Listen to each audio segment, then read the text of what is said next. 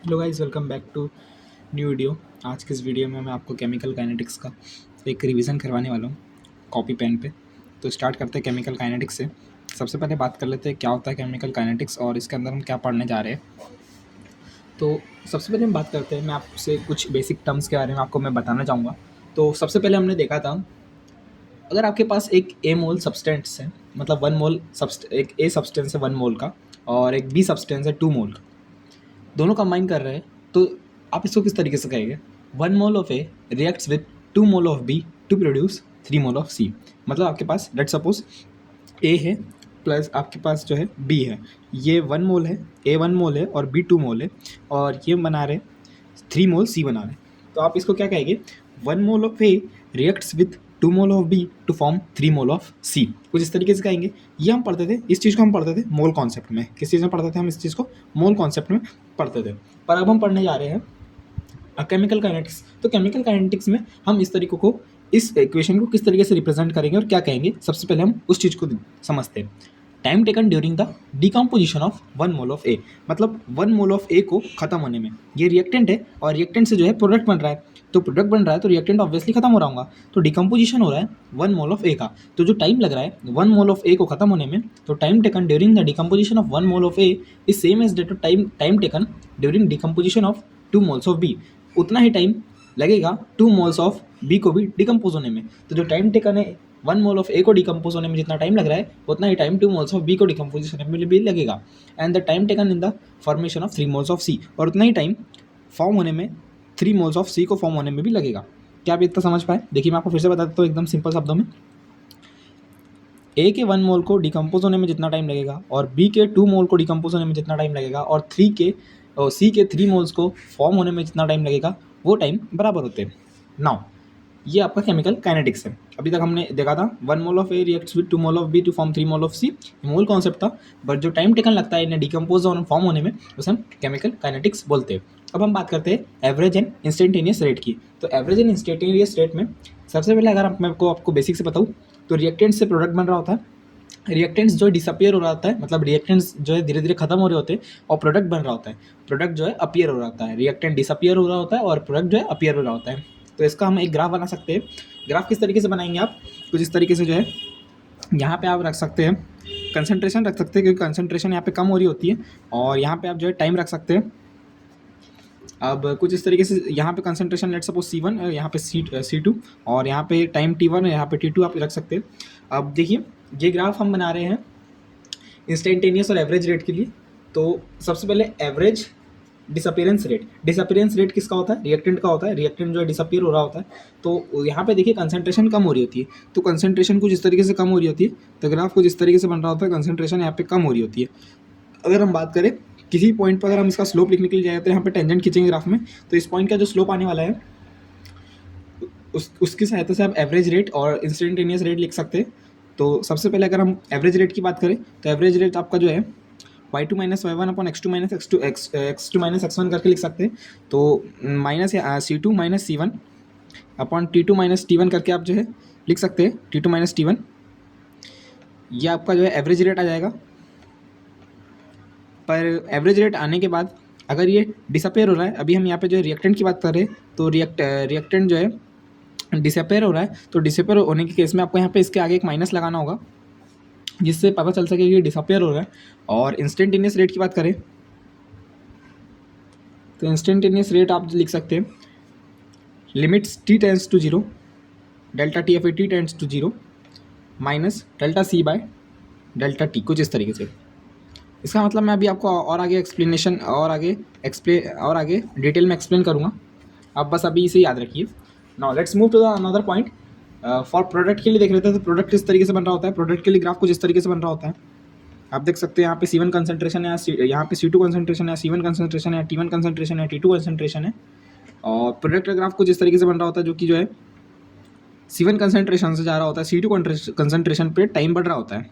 अगर हम इस पर एक टेंजेंट खींचेंगे तो यहाँ पे हमें जो स्लोप मिलेगा, और वही हमें एवरेज रेट और इंस्टेंटेनियस रेट देगा, जो कि एवरेज रेट हमारा आता होता है C2 minus C1 upon T2 minus T1, and instantaneous rate हमारा जो आ रहा होता है वो आ रहा होता है del C upon del T limit delta t tends to zero, कुछ इस तरीके से। ये आपका एवरेज और इंस्टेंटेनियस रेट आ रहा होता है। Now let's move to the another topic. अब हम बात कर लेते हैं रेट ऑफ रिएक्शन की। तो रेट ऑफ रिएक्शन को हम बहुत डिटेल में और बहुत अच्छे से पढ़ने वाले हैं। तो rate of reaction, first of all rate of reaction क्या होता है उसे समझ लेते हैं, और इसका क्या यूज़ है वो भी देख लेते हैं फटाफट से। तो सबसे पहले लेट्स सपोज हमने यहाँ पे एक इक्वेशन लिखी, एक रिएक्शन लिखी, 2 moles of A plus 3 moles of B gives you 4 moles of C. Let's suppose हमारे पास यहाँ पे केमिकल रिएक्शन है। यहाँ पे सबसे पहले आपको रेट ऑफ रिएक्शन का मतलब समझना है। तो रेट ऑफ रिएक्शन में हम दो चीज़ की बात करते हैं, रेट ऑफ डिसअपेरेंस और रेट ऑफ अपीयरेंस। तो ऑब्वियसली डिसअपेयर यहाँ पे रिएक्टेंट हो रहा होगा जो कि ए और बी है, और अपीयर यहाँ पे सी हो रहा होगा। तो रेट ऑफ डिसअपेरेंस की बात करें, रेट ऑफ डिसअपेरेंस की बात करें, इस वीडियो में आगे बढ़ने से पहले मैं आपको बताना चाहूँगा कि अगर मेरी राइटिंग आपको सही नहीं लग रही है या फिर पसंद नहीं आ रही है तो आप कमेंट में बता दीजिए, मैं अगली वीडियो से और अच्छा लिखने का ट्राई करूँगा। नाउ तो रेट ऑफ डिसअपेरेंस ऑफ ए, तो यहाँ पे रेट ऑफ डिसअपेरेंस ऑफ ए आप किस तरीके से लिखेंगे, अभी आपने देखा था, मैंने आपको बताया था इंस्टेंटेनियस रेट ऑफ रिएक्टेंट। तो यहाँ पे था कंसंट्रेशन माइनस कंसंट्रेशन, मतलब जो पहले कंसंट्रेशन थी इनिशियल वाली माइनस फाइनल अपॉन जितना टाइम में वो कंसंट्रेशन चेंज हुई है, मतलब डेल्टा टी, उसी को हमको यहाँ पे यूज़ करना है। ए की कंसंट्रेशन कुछ इस तरीके से आप लिखेंगे, कंसंट्रेशन अपॉन जिस टाइम में वो चेंज हो रही है, और यहाँ पे हम इंस्टेंटेनियस रेट लिख रहे हैं, और यहाँ पे इसलिए हम लगा देंगे डी। तो D concentration by D T. इसका मतलब आपको पता है, यहाँ पे हम जो है शॉर्ट इंटरवल टाइम का लिख रहे हैं। यहाँ पे डेल्टा टी ये जो D T tends to zero है, और यहाँ पे हमने जो है फाइनल माइनस इनिशियल कंसंट्रेशन लिखी है कुछ इस तरीके से, और इसके सामने माइनस लगा देंगे क्योंकि यहाँ पे डिसअपेरेंस रेट है। और मैंने आपको बताया था कि रिएक्टेंट के सामने हम जब भी उसका रेट लिखते हैं तो माइनस लगाते हैं। और रेट ऑफ अपीयरेंस की बात करें तो रेट ऑफ अपीयरेंस जो है ऑब्वियसली प्रोडक्ट का हो रहा होगा, तो प्रोडक्ट के लिए रेट ऑफ अपीयरेंस जो आप लिखोगे वो लिखोगे D C by D T. तो प्रोडक्ट के लिए हम लिखेंगे रेट ऑफ अपीयरेंस जो कि होगा D C by D T, और यहाँ पे हम माइनस नहीं लगाएंगे क्योंकि हम यहाँ पे अपीयरेंस रेट की बात कर रहे हैं। Now let's talk to the another topic. अभी हमने देखा rate of disappearance and rate of appearance. तो आप इसमें एक चीज़ गौर करिए कि हमने इसमें जो है मोल फ्रैक्शन बोल रहा हूँ, कॉफिशिएंट्स, यहाँ पे हमने कॉफिशिएंट्स को कहीं यूज़ नहीं किया है। यहाँ पे हमने रिएक्टेंट और प्रोडक्ट के कॉफिशिएंट्स को कहीं यूज़ नहीं किया है, जो कि मोल्स है उसे हमने कहीं यूज़ नहीं किया है। तो हम उसको कहाँ यूज़ करेंगे और किस तरीके से रेट ऑफ रिएक्शन लिखी जाती है। अभी हमने रेट ऑफ डिसअपेरेंस और रेट ऑफ अपीयरेंस देखा है, सिर्फ हमें बात करना है रेट ऑफ रिएक्शन की। तो रेट ऑफ रिएक्शन आप कुछ इस तरीके से लिखेंगे। लेट सपोज आपने ये इक्वेशन आप फिर से लिख लीजिए, 2a + 3b gives you 4c, आपको ये दे रहा है। इसकी रेट ऑफ रिएक्शन लिखने के लिए सबसे पहले रेट ऑफ डिसअपेरेंस लिखना होगा आपको ए का, तो कुछ इस तरीके से लिखेंगे डी बाई डी टी, एक माइनस का साइन लगा देंगे क्योंकि ये रिएक्टेंट का है। बी के लिए लिखेंगे D B by D T, minus का साइन लगा देंगे,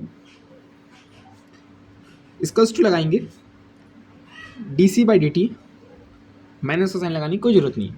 अब आपको क्या करना है, जो यहाँ पे कॉफिशिएंट्स लिखे हैं ये कॉफिशिएंट्स को आपको रेसिप्रोकल करके इसके आगे लिख देना है, कुछ इस तरीके से, कुछ इस तरीके से, कुछ इस तरीके से।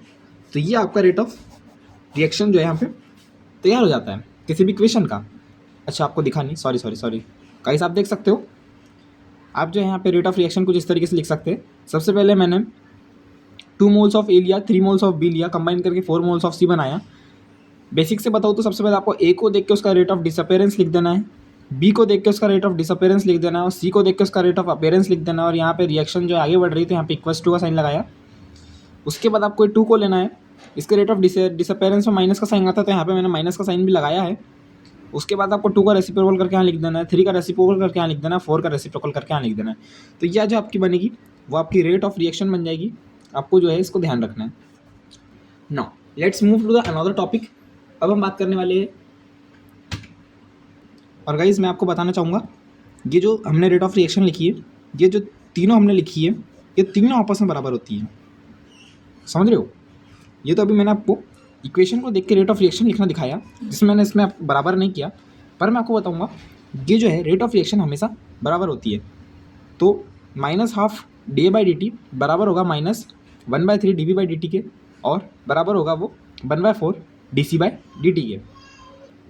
नाउ अब हम बात करने जा रहे हैं factors affecting rate of reaction. तो अभी हमने रेट ऑफ रिएक्शन के बारे में जाना, अब हम बात करते हैं factors affecting rate of reaction. Factors affecting rate of reaction की बात कर लेते हैं। गलत है, एडजस्ट कर लो गाइस। तो factor affecting rate of reaction की बात करें तो सबसे पहले हम बात करने वाले कंसंट्रेशन की। तो कंसंट्रेशन जो है, कंसंट्रेशन पे किस तरीके से डिपेंड कर रहा होता है, तो ऑन इंक्रीजिंग द कंसंट्रेशन, अगर हम कंसंट्रेशन बढ़ाते हैं of reactant, rate also increase हो जाता है। तो हमने देखा था रेट को हम कुछ इस तरीके से लिखते हैं, तो जैसे ही हम ये कंसंट्रेशन बढ़ाते हैं ऑब्वियसली जो है रेट भी बढ़ जाता है। तो कंसंट्रेशन फैक्टर पे कुछ इस तरीके से डिपेंड कर रहा होता है कि हम कंसंट्रेशन बढ़ाते हैं, on increasing the concentration rate also increases, number of reactant molecules increases, क्योंकि जो है रिएक्टेंट के मॉलिक्यूल्स बढ़ जाते हैं इसलिए जो है रेट भी बढ़ जाता है। Number of effective collision increase हो जाता है, यहाँ पे जो है कंसंट्रेशन बढ़ाने से इफेक्टिव कोलिजन भी बढ़ जाता है। अब बात कर लेते हैं सेकंड फैक्टर जो कि है टेम्परेचर। तो टेम्परेचर पे किस तरीके से डिपेंड कर रहा होता है ऐसे देख लेते हैं। तो जब हम टेम्परेचर को बढ़ाते हैं तो टेम्परेचर को बढ़ाने पे क्या हो रहा होता है, काइनेटिक एनर्जी भी बढ़ रही होती है, काइनेटिक एनर्जी बढ़ रही होती है। तो काइनेटिक एनर्जी अगर बढ़ेगी तो मोर number of molecule acquire threshold energy, जो है बहुत से मतलब ज़्यादा नंबर ऑफ मॉलिक्यूल्स जो है एक्वायर करते हैं थ्रेशोल्ड एनर्जी। और थ्रेशोल्ड एनर्जी क्या होती है अभी बताते हैं। Thereby increase in effective collision, जिससे क्या होता है कोलिजन बढ़ जाता है। तो आप एक ग्राफ की मदद से समझिए यहाँ पे क्या हो रहा होता है टेम्परेचर बढ़ाने के बाद। लेट्स सपोज जिस तरीके से हमारे पास यहाँ पे मैंने ग्राफ बनाया, यहाँ पे ये है थ्रेशोल्ड बैरियर। क्या है ये? थ्रेशोल्ड बैरियर, ये है थ्रेशोल्ड बैरियर। अब इस रिएक्शन को यहाँ से स्टार्ट होके इस थ्रेशोल्ड बैरियर को क्रॉस करके जाना होगा प्रोडक्ट बनाने के लिए, ए से बी तक जाने के लिए इसे इस थ्रेशोल्ड बैरियर को क्रॉस करके जाना होगा। तो अब क्या होता है यहाँ पे एक्टिवेशन एनर्जी मिल जाती है किसको? नंबर ऑफ मॉलिक्यूल्स को। नंबर ऑफ मॉलिक्यूल्स जितने भी है उनको एक्टिवेशन एनर्जी मिल जाती है, इसलिए वो जो है इसको क्रॉस कर लेते हैं। देखिए गाइस मैं आपको फिर से बताता हूँ, कुछ इस तरीके का ग्राफ रहता है, आपको ए से बी तक जाना है। ए से बी तक जाने के लिए आपको इस थ्रेशोल्ड बैरियर को क्रॉस करना होगा, और यहाँ पर जो रिएक्टेंट की एनर्जी होती है इसे क्रॉस करने के लिए वो ई ए होती है, जिसे हम एक्टिवेशन एनर्जी कहते हैं, जिसे हम एक्टिवेशन एनर्जी कहते हैं। बस आपको अभी इतना ग्राफ याद रखना है। इसके बाद हम तीसरे पॉइंट पे बढ़ते हैं, जो कि तीसरा फैक्टर जो कि अफेक्ट करता है उसे देख लेते हैं। तो जब फैक्टर जो तीसरा अफेक्ट करने वाला है उसकी बात कर लेते हैं। तो तीसरा फैक्टर जो आपके यहाँ पे हो जाने वाला है वो हो जाने वाला है कैटलिस्ट। कैटलिस्ट की बात कर लेते हैं। कैटलिस्ट किस तरीके से अफेक्ट करता है? कैटलिस्ट क्या करता है, जो आपका यहाँ पे ग्राफ होता है, यहाँ पे आपका जो थ्रेशोल्ड बैरियर था, इस थ्रेशोल्ड बैरियर में जो रिएक्टेंट को थ्रेशोल्ड बैरियर तक जाने के लिए जो एनर्जी चाहिए थी एक्टिवेशन एनर्जी ई है, उसको जो है वो इस थ्रेशोल्ड बैरियर को ही छोटा कर देता है कुछ इस तरीके से। तो इस थ्रेशोल्ड बैरियर को ही अगर वो छोटा कर देता है तो जो एनर्जी पहले लग रही थी ये वाली, वो एनर्जी बस अब यहीं तक लगेगी। तो एनर्जी अब आपको कब देना होगा? तो इस तरीके से कैटलिस्ट भी जो है एक रिएक्शन को फास्ट कर देता है थ्रेशोल्ड बैरियर को कम करके। जो पहले एक्टिवेशन एनर्जी लग रही थी वो नहीं लगेगी, पहले जो है आपको ज़्यादा एक्टिवेशन एनर्जी लग रही थी, अब जो है कम एक्टिवेशन एनर्जी लगेगी। क्योंकि क्या करता है कैटलिस्ट क्या करता है, थ्रेशोल्ड बैरियर को कम कर देता है। तो कैटलिस्ट भी क्या कर रहा होता है, रेट को बढ़ा रहा होता है। सबसे पहले हमने देखा कंसंट्रेशन में हमने देखा कंसंट्रेशन बढ़ाने से रेट बढ़ रहा होता है। उसके बाद हमने टेम्परेचर देखा, टेम्परेचर बढ़ाने से काइनेटिक एनर्जी बढ़ रही होती है, तो यहाँ पे भी रेट जो है बढ़ रहा होता है। और उसके बाद हमने ग्राफ समझा, ग्राफ में एक थ्रेशोल्ड बैरियर होता है और एक एक्टिवेशन एनर्जी होती है जो कि रिएक्टेंट्स की होती है क्रॉस करने के लिए थ्रेशोल्ड बैरियर को। और फिर हमने कैटलिस्ट तीसरा फैक्टर देखा, कैटलिस्ट क्या करता है, ये भी रेट को बढ़ाता है। किस तरीके से? थ्रेशोल्ड बैरियर को कम कर देता है ताकि कम एक्टिवेशन एनर्जी लगे। नाउ चौथा जो है हम देखने वाले हैं वो है surface area of reactant. Reactant का सरफेस एरिया किस तरीके से अफेक्ट करता है रेट को, रेट ऑफ रिएक्शन को, चलिए वो देख लेते हैं। तो surface area of reactant, surface area of reactant की बात कर लेते हैं। सरफेस एरिया ऑफ रिएक्टेंट किस तरीके से अफेक्ट कर रहा होता है, तो let's talk about surface area of reactant. जैसे जैसे हम सरफेस एरिया बढ़ाते हैं रिएक्टेंट का, on increasing the surface area of surface area of reactant, rate भी जो है बढ़ जाता है। तो रेट किस तरीके से बढ़ रहा है, चलिए इसका कारण समझते हैं। सबसे पहले तो आप इसे अभी याद कर लीजिए, इस सरफेस एरिया बढ़ाने पे रिएक्टेंट का रेट भी बढ़ता है। अब क्यों बढ़ता है मैं आपको वो भी समझा देता हूँ। तो क्या हो रहा होता है, यहाँ पे हमें एक केस ले रहे होते हैं जो कि होता है सॉलिड कैटलिस्ट का या फिर सॉलिड रिएक्टेंट का। समझिए मेरी बात, तो ध्यान से सुनिए। हम यहाँ पे एक केस ले रहे होते हैं सॉलिड रिएक्टेंट का या फिर सॉलिड कैटलिस्ट का। हमने यहाँ पे एक सॉलिड रिएक्टेंट ले लिया, लेट सपोज एक सॉलिड रिएक्टेंट है। अभी ये कुछ रेट 1 से रिएक्ट कर रहा है, कुछ रेट 1 से यहाँ पे ये रिएक्ट कर रहा है। अगर हम इसका सरफेस एरिया बढ़ा दें, सरफेस एरिया किस तरीके से बढ़ाएंगे, इसको आप जो है यहाँ पे एक हथौड़ा मार के तोड़ दीजिए, कुछ इस तरीके से, कुछ इस तरीके से। जैसे आप इसको तोड़ेंगे तो कुछ इस तरीके से पार्टिकल्स में टूट जाएगा, जिससे क्या होगा, इसका सरफेस एरिया बढ़ जाएगा।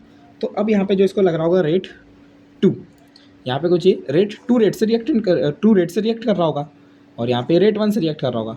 तो जो रेट ऑफ रिएक्शन आने वाला है ये करने के बाद, वो आने वाला है 2 का ज़्यादा आने वाला है 1 से।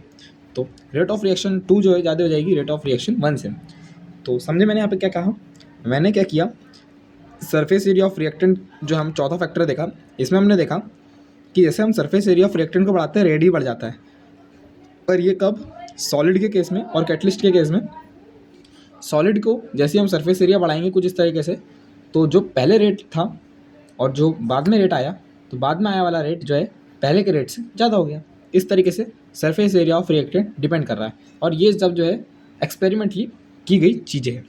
Now let's move to the fifth point which is fifth factor which is presence of light. अब हम देख रहे हैं fifth factor which is presence of light. तो presence of light, presence of light क्या बताता है, कभी कभी क्या होता है लाइट के प्रेजेंस में भी हम जो है रेट ऑफ रिएक्शन को कैलकुलेट करते हैं। लेट सपोज आपके पास एक इक्वेशन है H2 + Cl2 gives you 2HCl। ये एक फोटोकेमिकल एक केमिकल रिएक्शन, आपको इसको याद रख लेना है। H2 + Cl2 जो है आपको यहाँ पर 2HCl दे रहे हैं, ये आपकी जो है फोटोकेमिकल रिएक्शन है, इसे आपको याद रखना है। Presence of light photons, light कुछ इस तरीके से आ रहा है, लाइट जो है फोटॉन्स के फॉर्म में आता है, आपको पता है। Also sometimes needed to increase the rate of reaction, ये भी आपकी जो है रेट ऑफ रिएक्शन को बढ़ा रहा होता है। किस तरीके से बढ़ा रहा होता है ये आपको जान के अभी कोई मतलब नहीं है, क्योंकि अभी आपके एग्ज़ाम पास में आ रहे हैं और यहाँ पे हम रिवीजन सीरीज देख रहे हैं। तो बस आप अभी इतना समझिए कि लाइट के प्रेजेंस में भी जो है रेट ऑफ रिएक्शन बढ़ रहा होता है कुछ इस तरीके से। तो आप याद रख लीजिए, ये वाली एक रिएक्शन आपको याद रखना है, H2 + Cl2 in presence of light photon, जो कि एक फोटोकेमिकल रिएक्शन है। यहाँ पे भी रेट ऑफ रिएक्शन बढ़ रहा होता है ना। अब हम बात करने वाले रेट लॉ के बारे में। रेट लॉ को अच्छे से समझ लेते हैं क्या होता है रेट लॉ। और रेट लॉ को समझने के बाद और मैं आपको इस पूरे चैप्टर के अच्छे से नोट्स भी देने वाला हूँ। ये तो अभी हम रफ में समझ रहे हैं, पर जो मेरे नोट्स हैं खुद के, मैं आपको वो भी देने वाला हूँ। तो रेट लॉ क्या होता है, सबसे पहले मैं आपको रेट लॉ की एक बार डेफिनेशन बता देता हूँ, फिर उसको अच्छे से समझा देता हूँ। तो rate law is an equation which relates the rate of reaction, जो कि रिलेट करता है रेट ऑफ रिएक्शन को with the concentration of reactants sometime product also. तो rate law is an equation which relates the rate of reaction. Rate law एक ऐसी equation है जो रिलेट करती है रेट ऑफ रिएक्शन को with the concentration of reactants sometime product, कभी कभी product, with same number as their power, same number उनकी पावर में। चलिए मैं आपको अच्छे से समझाता हूँ। लेट सपोज आपके पास एक रिएक्शन है A + 2B gives you product. तो आप रेट लॉ किस तरीके से लिखेंगे, सबसे पहले आपको रेट लॉ लिखने के लिए समझना पड़ेगा रेट ऑफ रिएक्शन, जो कि मैं आपको ऑलरेडी समझा चुका हूँ। तो यहाँ पे क्या हो रहा होता है, रेट लॉ लिखने के लिए आपको रेट लिखना पड़ता है ऑब्वियसली, और ये जो है आप इसको रिलेट कर सकते हो according to definition concentration of reactants कुछ इस तरीके से with some number as their power, उनकी नंबर में कुछ पावर्स के साथ। मतलब उनकी पावर्स में कुछ नंबर्स के साथ, उल्टा बोल दिया, उनकी पावर्स में कुछ नंबर के साथ। फिर से समझाता हूँ। रेट लॉ लिखने के लिए सबसे पहले आपको रेट लिखना है, ऑब्वियसली जो कि आप लिखोगी उसको आप रिलेट कर सकते हो रिएक्टेंट की कंसंट्रेशन से विथ सब number as their power, where A और बी जो है यहाँ पे अभी अननोन है। अब कई लोग सोचेंगे यहाँ पे ए का कॉफिशिएंट 1 लिख सकते हैं और बी का कॉफिशिएंट 2 लग सकते हैं, पर ऐसा नहीं है, ये जो है रॉन्ग है। ये आप तभी लिख सकते हैं जब आपके रिएक्शन सिंगल स्टेप है। सिंगल स्टेप रिएक्शन क्या होती है, मैं वो भी आपको बताने वाला हूँ। पहले जो मैं बता रहा हूँ वो समझिए।